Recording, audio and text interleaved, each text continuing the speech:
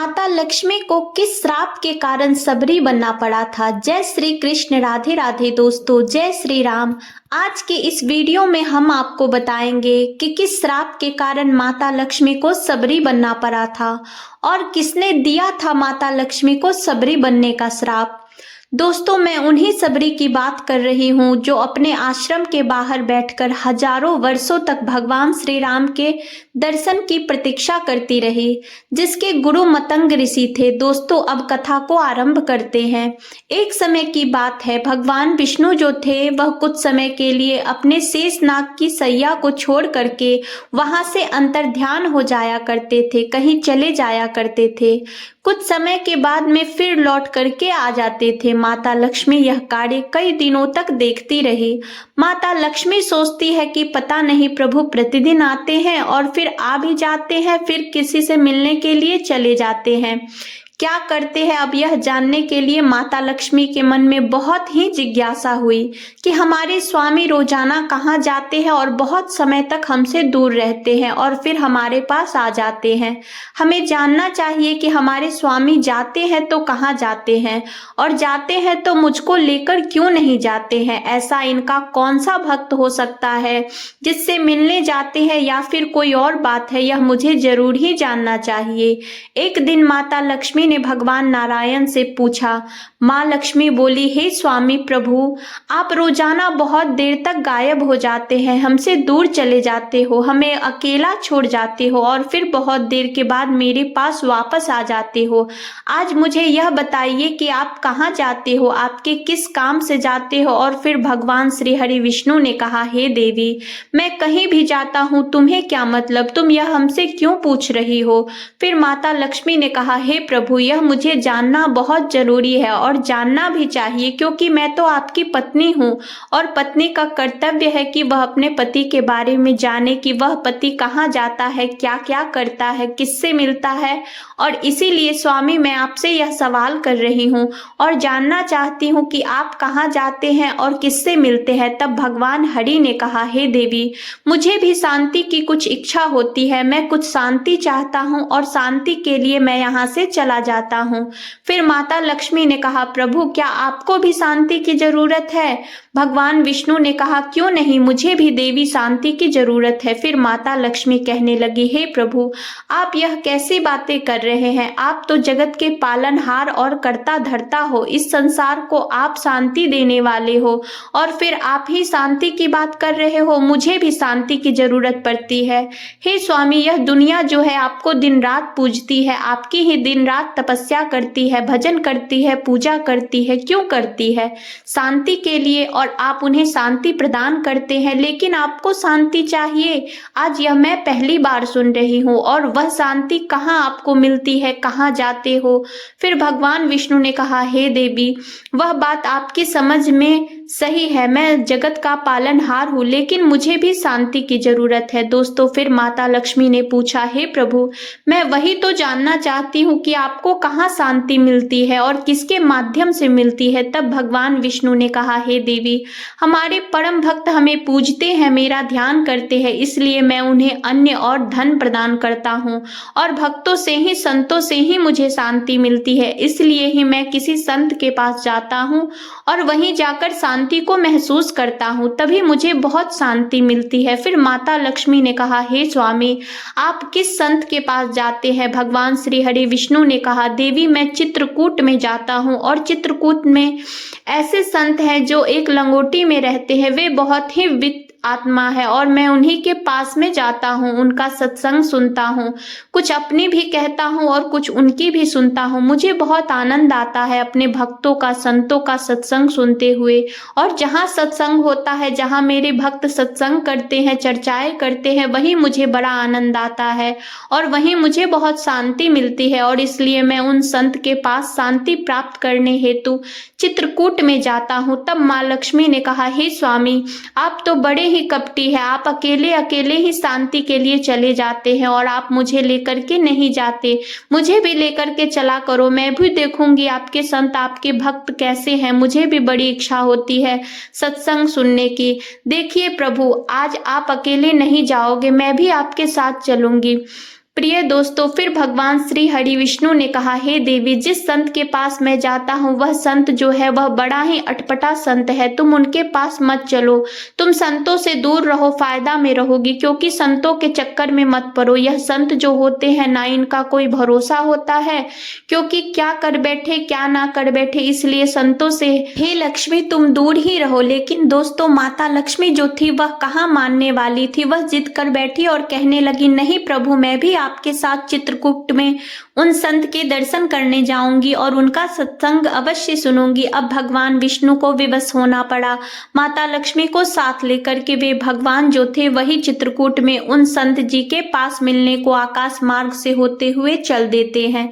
जब माता लक्ष्मी और भगवान विष्णु पृथ्वी लोक पर आते हैं, फिर वहां से जैसे ही उन संत ने देखा तो भगवान विष्णु से कहा, नारायण, यह स्त्री, यह देवी किसको लेकर आए हो तुम? अरे दूर रखो, इन माताओं बहनों को यहाँ मत लाया करो। मैं इनसे बहुत दूर रहता हूँ। इन्हें दूर रखो, इन्हें दूर हटाओ।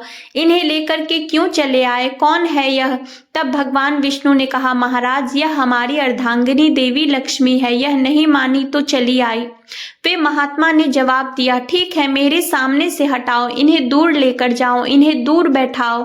मैं स्त्रियों से बहुत दूर रहता हूँ। माता लक्ष्मी ने जब उन संत को यह कहते हुए सुना तो माता लक्ष्मी जो थी वह सोचने लगी, यह कैसा संत है, यह हमें दूर भगा रहा है। मैं तो इनका सत्संग सुनने के लिए आई थी और यह कह रहा है कि दूर भगाओ, दूर हटाओ, मेरे सामने से हटाओ। भगवान ने लक्ष्मी की तरफ इशारा किया और जहां बसंत बैठे हुए थे वहां बहुत दूर पर, थोड़ी दूर पर एक वृक्ष था। उस वृक्ष के पास में लक्ष्मी के बैठने के लिए भगवान जब इशारा करते हैं तो माता लक्ष्मी उसी वृक्ष के पास में आती है। लेकिन संत ने कहा कि इन्हें और दूर हटाओ, तो भगवान उस वृक्ष से भी आगे माता लक्ष्मी को बैठा दिए। लेकिन संत ने लक्ष्मी की तरफ देखा नहीं। इसके बाद में संत जी ने कहा, हे नारायण, तुम यह देवी को क्यों लाए हो? अरे किसी भी स्त्री को, किसी भी देवी को मत लाया करो। मैं इनसे बहुत दूर रहता हूँ। चलिए कोई बात नहीं, जब ले ही आए हो तो इन्हें दूर ही बैठे रहने दो। फिर मित्रों, महात्मा जी जो थे वह सत्संग सुनाने लगते हैं और भगवान हरि जो थे वे सत्संग सुनने लगे और दूर से बैठ करके माता लक्ष्मी भी सत्संग सुनने लगी। लेकिन उन संत ने माता लक्ष्मी की तरफ देखा नहीं। ऐसा सत्संग सुनाया, ऐसी चर्चाएं की कि उस संत ने और भगवान विष्णु ने देवी लक्ष्मी को बहुत ही आनंद की अनुभूति हुई। बड़ा ही अच्छा लगा देवी लक्ष्मी को सत्संग सुनकर। मित्रों, जब सत्संग समाप्त हो गया तो भगवान विष्णु माँ लक्ष्मी को लेकर के अपने स्थान पर क्षीर सागर में चले आते हैं। माँ लक्ष्मी ने कहा, हे स्वामी, आपके यह जो भक्त है, जो संत है, बड़े ही भक्त महात्मा है, बड़े ही अच्छे संत है, लेकिन बड़ा ही जिद्दी। बताओ हमें कितनी दूर बैठा दिया। अरे मैं तो उनके दर्शन करने के लिए गई थी, पास में बैठ करके सत्संग सुनने के लिए गई थी, लेकिन इतनी दूर मुझे भगा दिया। वैसे वह महात्मा सत्संग बड़ी ही सुंदर मीठी बातें सुनाते हैं, हमें बड़ा आनंद आया प्रभु। फिर भगवान विष्णु ने कहा कि हे देवी, मैं तुमको इसलिए तो समझा रहा था, मना कर रहा था कि संतों से दूर रहो। इनका कोई भरोसा नहीं है कि यह कब क्या कर बैठे। तुम नहीं जानती, राजा जोगी अग्नि जल, इनकी उल्टी रीत, यानी राजा जो होता है उसका भी भरोसा नहीं है देवी, किस वक्त उसका क्या मूड बदल जाए और क्या कर बैठे, किस वक्त किसको फांसी लगवा दे, किसके वक्त मरवा दे, यह राजा का भरोसा नहीं होता। जोगी यानी साधु लोग का भी कोई भरोसा नहीं होता। फिर मित्रों, अगले दिन जब होता है तो माता लक्ष्मी ने कहा कि हे स्वामी, आज भी मैं सत्संग सुनने के लिए चलूंगी। मित्रों, फिर भगवान विष्णु ने बहुत माता लक्ष्मी को समझाया, लेकिन देवी लक्ष्मी कहाँ मानने वाली थी। इसी तरह से भगवान विष्णु के साथ माँ लक्ष्मी रोजाना जाती और दूर से बैठकर सत्संग सुनती, फिर साथ में चली आती। बहुत ही आनंद की अनुभूति माता लक्ष्मी को हो रही थी। बड़ा ही आनंद सत्संग में आ रहा था। एक दिन माता लक्ष्मी ने विचार किया कि साधु तो बड़ा क्रोधी मालूम पड़ते हैं, लेकिन बहुत अच्छे त्यागी।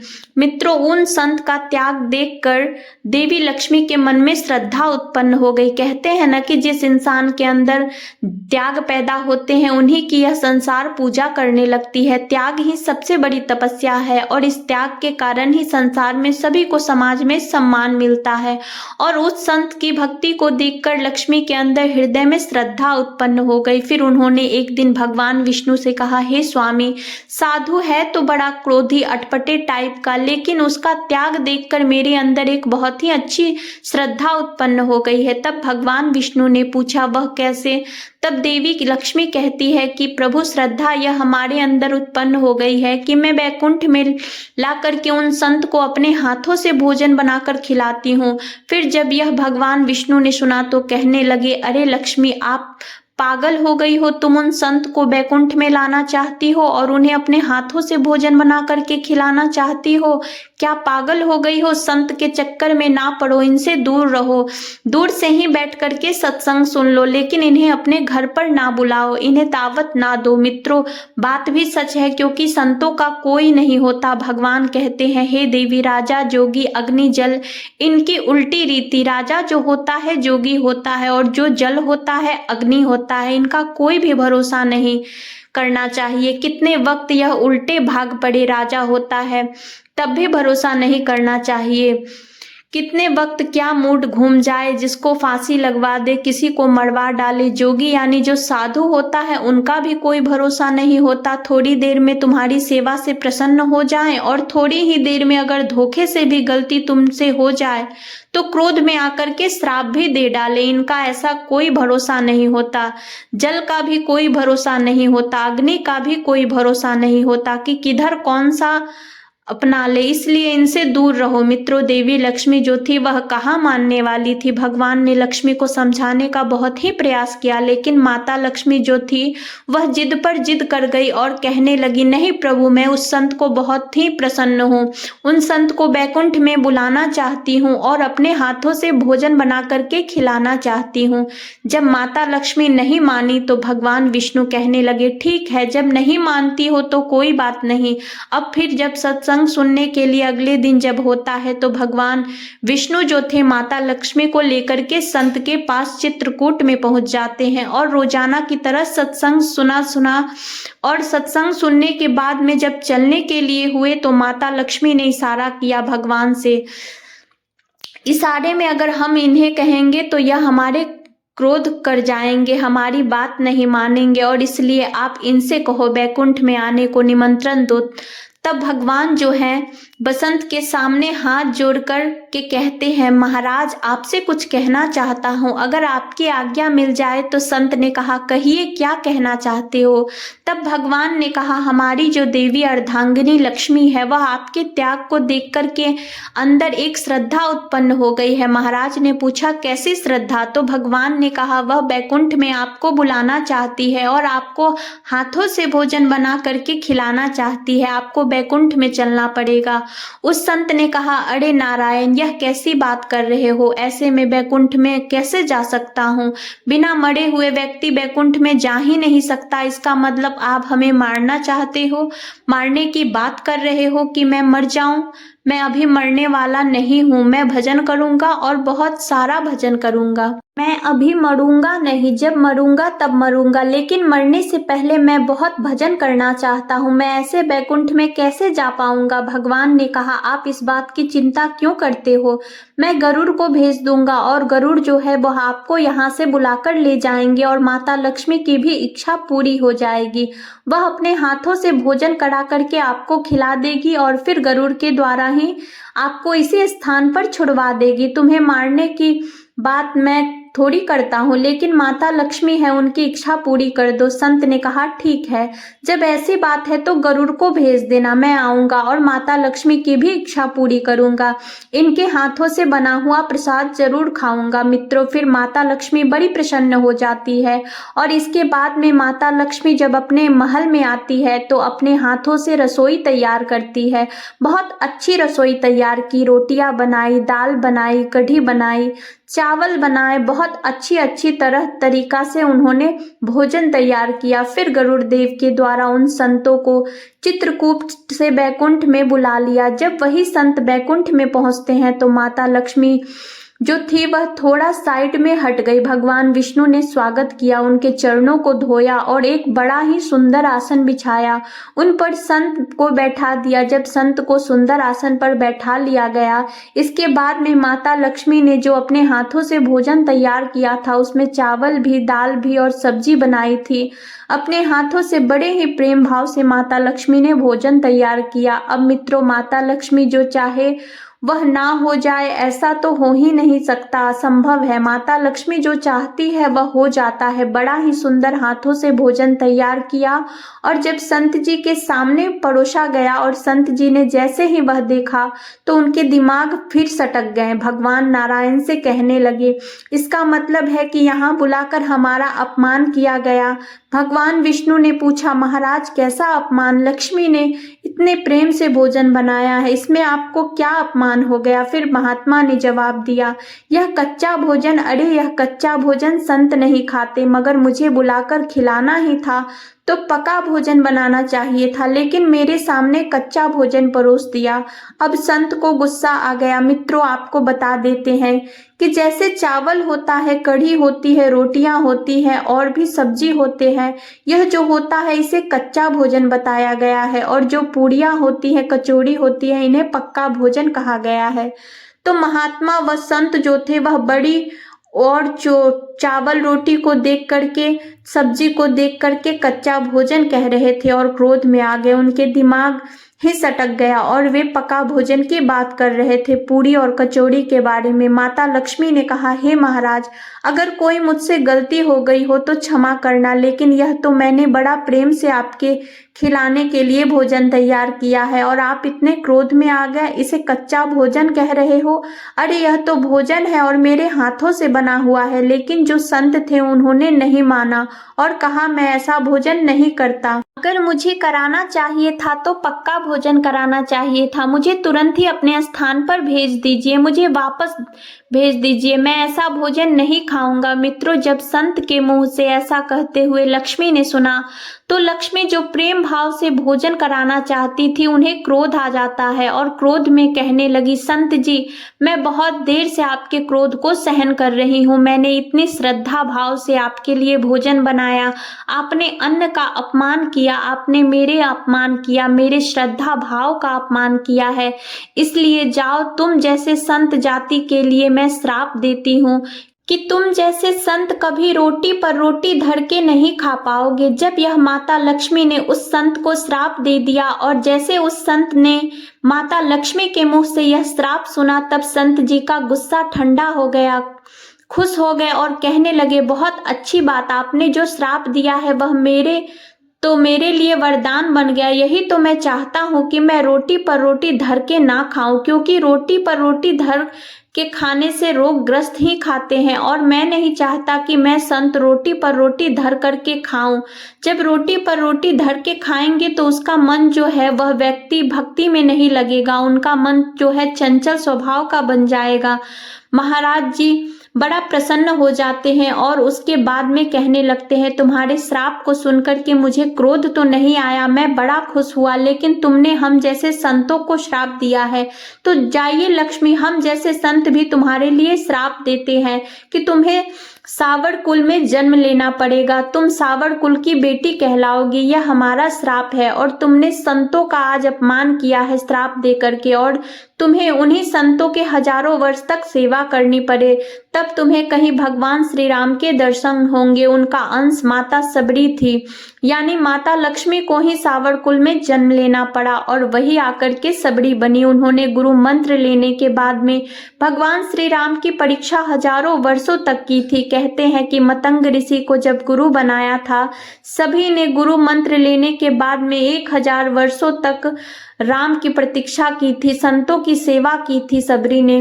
हजारों वर्षों के बाद में श्री राम भगवान को जब वनवास होता है और राम जो होते हैं जाते हैं सबरी को दर्शन देने के लिए, सबरी के पास में जब पहुंचते हैं तो सबरी बहुत ही प्रसन्न हो जाती है। राम को देख करके उनका सम्मान करती है, स्वागत करती है। रघुनाथ जी ने कहा कि हे भावनी, सबरी के लिए वहां पर भावनी का कहाँ है, क्योंकि माता लक्ष्मी ही सबरी बन गई थी, माता लक्ष्मी का ही अंश सबरी में था। इसलिए भगवान श्री राम ने कहा था कि हे भावनी, कहते हैं स्त्री को इसलिए सभी को भावनी कहा था कि मेरी बात सुन, मैं तो केवल एक भक्ति का ही संबंध मानता हूँ और तुमने भक्ति से मुझे पा ही लिया। तो दोस्तों, एक संत के श्राप के कारण माता लक्ष्मी को सावर कुल में जन्म लेना पड़ा और उन्हें सबरी बनना पड़ा था, जिन्हें हजारों वर्षों तक संतों की सेवा करनी पड़ी। फिर कहीं भगवान श्री राम के दर्शन हुए, इसके बाद में सबरी का उद्धार हुआ और उस श्राप से छुटकारा मिला। तो मित्रों, आप जान ही चुके हैं कि किस श्राप के कारण माता लक्ष्मी सबरी बनी थी।